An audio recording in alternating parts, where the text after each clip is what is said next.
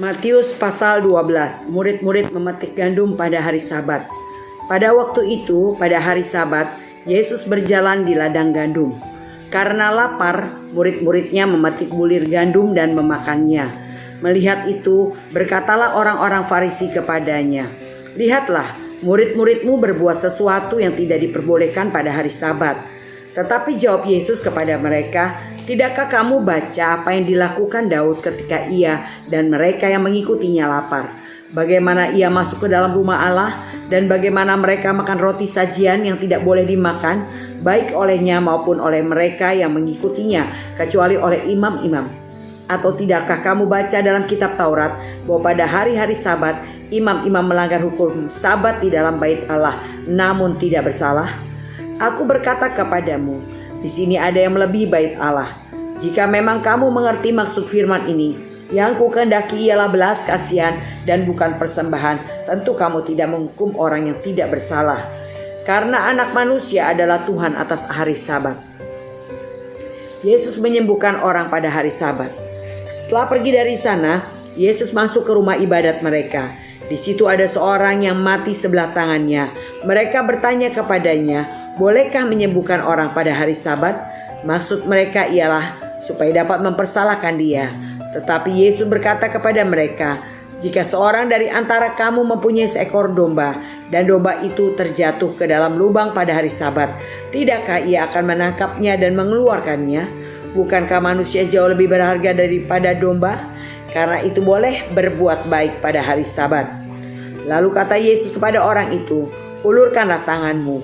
Dan ia mengulurkannya, maka pulihlah tangannya itu dan menjadi sehat seperti tangannya yang lain. Lalu keluarlah orang-orang Farisi itu dan bersengkokol untuk membunuh dia. Tetapi Yesus mengetahui maksud mereka, lalu menyingkir dari sana. Yesus hamba Tuhan.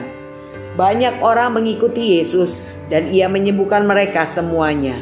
Ia dengan keras melarang mereka memberitahukan siapa dia, supaya genaplah firman yang disampaikan oleh Nabi Yesaya, "Lihatlah, itu hambaku yang kupilih, yang kukasihi, yang kepadanya jiwaku berkenan. Aku akan menaruh rohku ke atasmu. Dan ia akan memaklumkan hukum kepada bangsa-bangsa. Ia tidak akan berbantah dan tidak akan berteriak, dan orang tidak akan mendengar suaranya di jalan-jalan.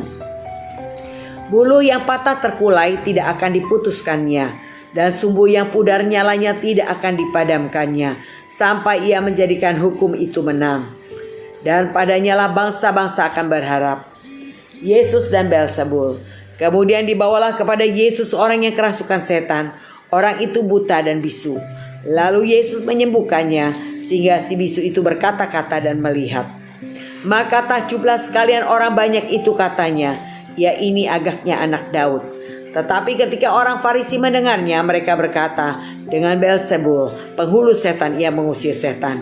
Tapi Yesus mengetahui pikiran mereka, lalu berkata kepada mereka, "Setiap kerajaan yang terpecah-pecah pasti binasa, dan setiap kota atau rumah tangga yang terpecah-pecah tidak dapat bertahan. Demikianlah juga kalau iblis mengusir iblis, ia pun terbagi-bagi dan melawan dirinya sendiri. Bagaimanakah kerajaannya dapat bertahan? Jadi jika aku mengusir setan dengan kuasa Beelzebul, dengan kuasa siapakah pengikut-pengikutmu mengusirnya? Sebab itu merekalah yang akan menjadi hakimu. Tetapi jika aku mengusir setan dengan kuasa Roh Allah, maka sesungguhnya kerajaan Allah sudah datang kepadamu. Atau bagaimanakah orang dapat memasuki rumah seorang yang kuat dan merampas harta bendanya apabila tidak diikatnya dahulu orang kuat itu? Sesudah diikatnya, barulah dapat ia merampok rumah itu. Siapa tidak bersama aku, ia melawan aku. Dan siapa tidak mengumpulkan bersama aku, ia mencerai-beraikan. Sebab itu aku berkata kepadamu, segala dosa dan hujat manusia akan diampuni, tetapi hujat terhadap Roh Kudus tidak akan diampuni. Apabila seorang mengucapkan sesuatu menentang anak manusia, ia akan diampuni. Tetapi jika ia menentang Roh Kudus, ia tidak akan diampuni. Di dunia ini tidak, dan di dunia yang akan datang pun tidak. Jikalau suatu pohon kamu katakan baik, maka baik pula buahnya. Jikalau suatu pohon kamu katakan tidak baik, maka tidak baik pula buahnya. Sebab dari buahnya lah pohon itu dikenal. Hai kamu keturunan ular beludak, bagaimanakah kamu dapat mengucapkan hal-hal yang baik, sedangkan kamu sendiri jahat? Karena yang diucapkan mulut meluap dari hati. Orang yang baik mengeluarkan hal-hal yang baik dari perbendaharaannya yang baik, dan orang yang jahat mengeluarkan hal-hal yang jahat dari perbendaharaannya yang jahat. Tetapi aku berkata kepadamu, setiap kata sia-sia yang diucapkan orang harus dipertanggungjawabkannya pada hari penghakiman. Karena menurut ucapanmu engkau akan dibenarkan, dan menurut ucapanmu pula engkau akan dihukum. Tanda Yunus. Pada waktu itu berkatalah beberapa ahli Taurat dan orang Farisi kepada Yesus, Guru, kami ingin melihat suatu tanda daripadamu. Tetapi jawabnya kepada mereka, angkatan yang jahat dan tidak setia ini menuntut suatu tanda. Tetapi kepada mereka tidak akan diberikan tanda selain tanda Nabi Yunus. Sebab seperti Yunus tinggal di dalam perut ikan 3 hari 3 malam, demikian juga anak manusia akan tinggal di dalam rahim bumi 3 hari 3 malam. Pada waktu penghakiman, orang-orang Niniwe akan bangkit bersama angkatan ini dan menghukumnya juga. Sebab orang-orang Niniwe itu bertobat setelah mendengar pemberitaan Yunus. Dan sesungguhnya yang ada di sini lebih daripada Yunus. Pada waktu penghakiman, ratu dari selatan itu akan bangkit bersama angkatan ini dan ia akan menghukumnya juga. Sebab ratu ini datang dari ujung bumi untuk mendengar hikmat Salomo. Dan sesungguhnya yang ada di sini lebih daripada Salomo. Kembalinya roh jahat. Apabila roh jahat keluar dari manusia, ia pun mengembara ke tempat-tempat yang tandus, mencari perhentian, tetapi ia tidak mendapatnya. Lalu ia berkata, aku akan kembali ke rumah yang telah kutinggalkan itu. Maka pergilah ia dan mendapati rumah itu kosong, bersih, tersapu dan rapi teratur. Lalu ia keluar dan mengajak 7 roh lain yang lebih jahat daripadanya, dan mereka masuk dan berdiam di situ. Maka akhirnya keadaan orang itu lebih buruk daripada keadaannya semula. Demikianlah juga akan berlaku atas angkatan yang jahat ini. Yesus dan sanak saudaranya. Ketika Yesus masih berbicara dengan orang banyak itu, ibunya dan saudara-saudaranya berdiri di luar dan berusaha menemui dia. Maka seorang berkata kepadanya, lihatlah, ibumu dan saudara-saudaramu ada di luar dan berusaha menemui engkau. Tapi jawab Yesus kepada orang yang menyampaikan berita itu kepadanya, siapakah ibuku dan siapa saudara-saudaraku? Lalu katanya sambil menunjuk ke arah murid-muridnya, ini ibuku dan saudara-saudaraku. Sebab siapapun yang melakukan kehendak Bapa di surga, dialah yang saudara laki-laki, dialah saudaraku perempuan, dialah ibuku.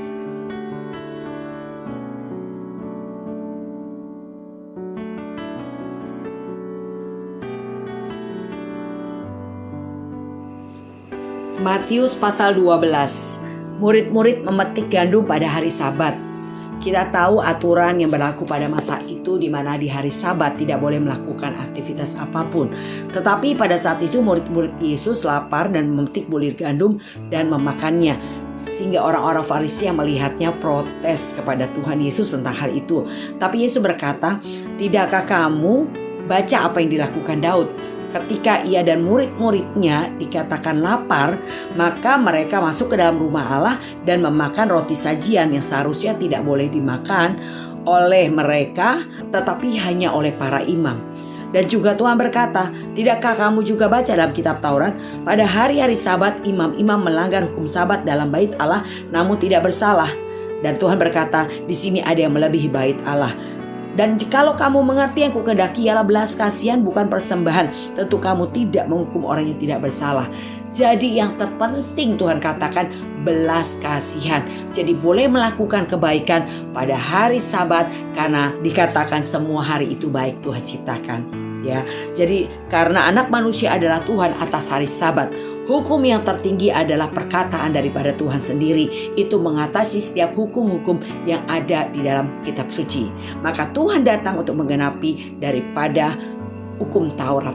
Yesus menyembuhkan orang pada hari Sabat. Di situ dikatakan ada orang yang mati sebelah tangannya.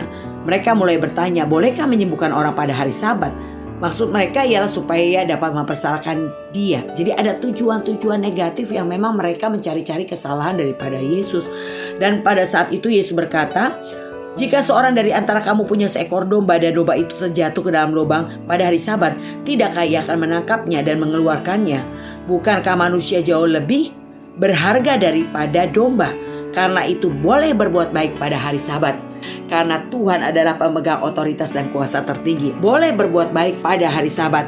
Belas kasihan yang Tuhan mau ada pada kita. Yang Tuhan lakukan di hari Sabat itu, ulurkan tanganmu, dan ia mengulurkannya, maka pulihlah tangannya itu dan menjadi sehat seperti tangannya yang lain. Tetapi orang Farisi bersekongkol untuk membunuh dia.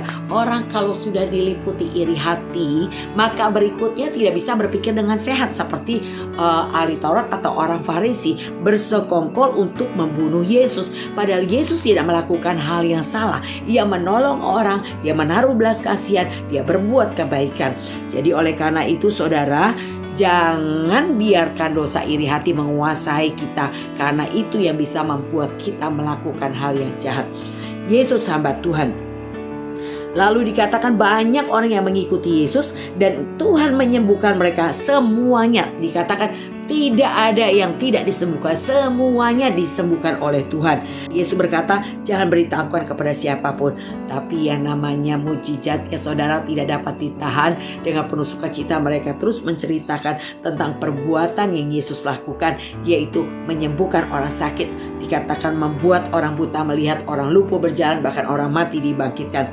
Dikatakan untuk genaplah firman yang disampaikan oleh Nabi Yesaya, lihatlah hai hambaku yang kupilih, yang kukasihi, yang kepadanya jiwaku berkenan, aku akan menaruh rohku ke atasnya, dan ia akan memaklumkan hukum kepada bangsa-bangsa. Ia tidak akan berbantah, tidak akan berteriak, orang tidak akan mendengar suaranya jalan-jalan. Bulu yang patah terkulai tidak akan diputuskannya, sumbu yang pudar nyalanya tidak dipadamkannya, sampai ia menjadikan hukum itu menang, dan padanya lah bangsa-bangsa akanlah berharap. Jadi Yesus adalah penggenapan apa yang disampaikan melalui Nabi Yesaya yang sudah dinubuatkan bahwa Yesus akan datang dan ia adalah orang yang dipenuhi oleh Roh Kudus. Jadi Yesus adalah pribadi Tuhan, tapi tidak mengambil kesetaraannya sebagai Allah itu sebagai hak yang harus dipertahankan. Dia menjalankan tugasnya setia dan terus bertekun walaupun harus menanggung dosa seluruh umat manusia dengan harus memberikan nyawanya melalui penganiayaan yang sedemikian mengerikan. Tapi Yesus tetap setia melakukannya.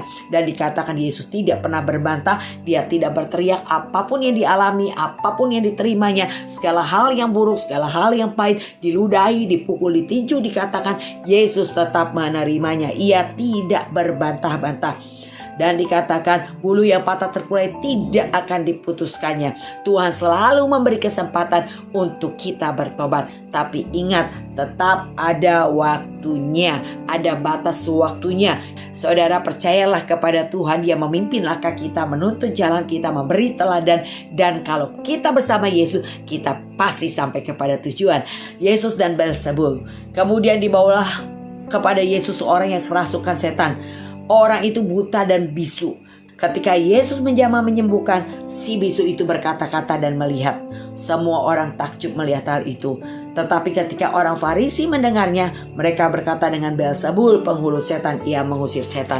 Tetapi Yesus mengetahui pikiran mereka, dan Tuhan berkata, setiap kerajaan yang terpecah-pecah pasti binasa. Setiap kota atau rumah tangga yang terpecah-pecah tidak dapat bertahan. Demikian juga kalau iblis mengusir iblis, ia pun terbagi-bagi melawan dirinya sendiri. Bagaimana kerajaannya dapat bertahan? Itu tidak mungkin ya saudara. Jadi kalau dikatakan Yesus berkata, kalau aku mengusir setan dengan kuasa Beelzebul, dengan kuasa siapakah pengikut-pengikutmu mengusirnya? Mereka tidak pernah melakukan hal demikian ya saudara. Tanda Yunus. Pada saat itu dikatakan beberapa ahli Taurat orang Farisi datang kepada Yesus meminta tanda. Dikatakan, guru, kami ingin melihat suatu tanda daripadamu.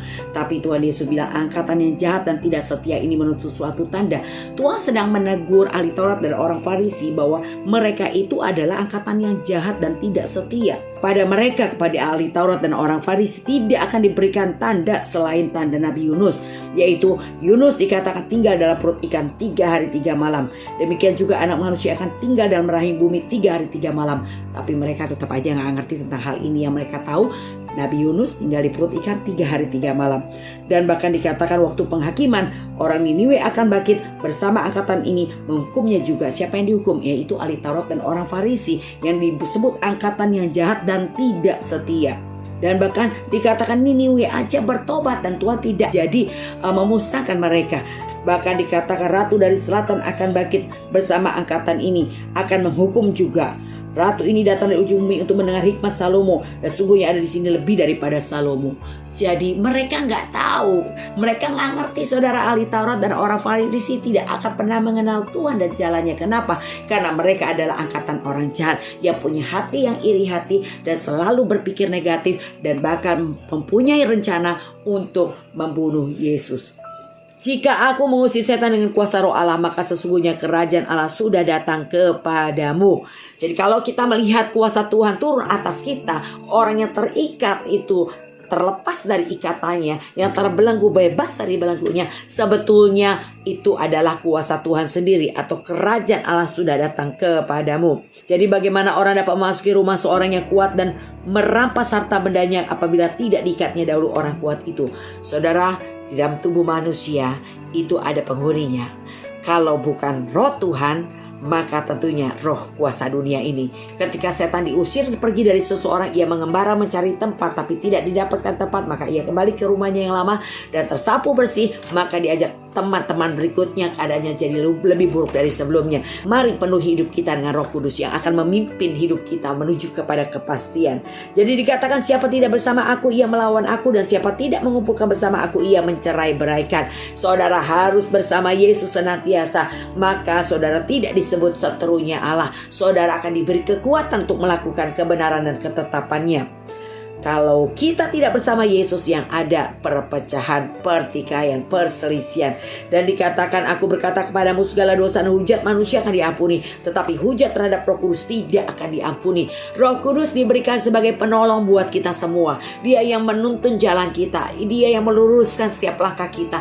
Jangan pernah kita menghujat Roh Kudus, jangan pernah kita tidak percaya kepadanya, tapi serahkan hidup kita, biarlah Roh Kudus memimpin langkah kita. Jadi taat, nurut. Ketika Roh Kudus berfirman sama kita, mari kita melakukannya. Karena Tuhan akan menegur ketika kita melakukan hal yang salah. Dikata seseorang mengucapkan sesuatu menentang anak manusia masih bisa diampuni, tetapi kalau ia menentang Roh Kudus, ia tidak akan diampuni. Di dunia ini tidak, dan di dunia yang akan datang pun tidak. Itu dikatakan. Jadi ini yang Tuhan mau kita lakukan. Seperti dikatakan, suatu pohon kamu katakan baik, maka baik pula buahnya. Kalau suatu pohon kamu katakan tidak baik, maka tidak baik buahnya. Sebab dari buahnya pohon itu dikenal. Saudara bisa melihat seseorang itu dari buahnya. Buahnya apa maksudnya? Yaitu perkataannya, sikapnya, perbuatannya, responnya. Itu menunjukkan bahwa ia menghasilkan buah yang baik atau tidak baik. Dan dikatakan, hai kamu keturunan ular beludak, bagaimana kamu dapat mengucapkan hal yang baik sedangkan kamu sendiri jahat? Karena yang diucapkan mulut meluap dari hati.